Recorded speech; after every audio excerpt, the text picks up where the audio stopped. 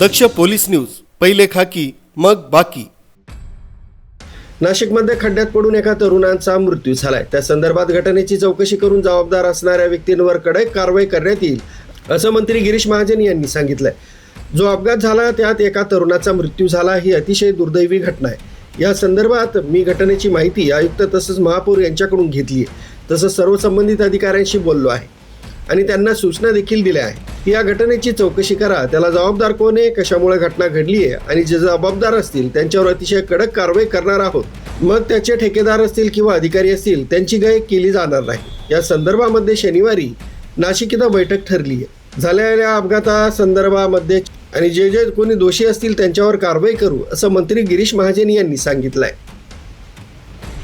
काल जो अपघात झाला आणि त्यात एक तरुण दुर्दैवी त्याचा मृत्यू झालेला अतिशय दुर्दैवी घटना आहे।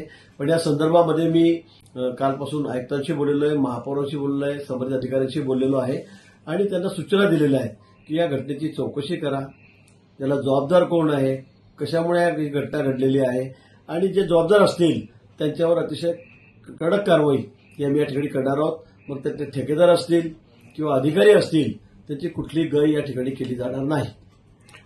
तुम्ही या संदर्भामध्ये महापौर आयुक्त यांच्यासोबत बैठक घेणार आहात का नाशिकमधल्या रस्त्यामधल्या खड्ड्यांसंदर्भात? म्हणजे आधी परवा या संदर्भामध्ये बैठक ठरलेली आहे। कुंभमेळ्याचे विषय आहेत, दुसऱ्या कामाचे विषय आहे, पण काल झालेल्या अपघाताच्या बाबतीमध्ये निश्चित आम्ही त्या संदर्भामध्ये चर्चा करू आणि जे काही दोषी असतील त्यांच्यावर मी पुन्हा सांगेल की आम्ही सर्वांवर कारवाई करू।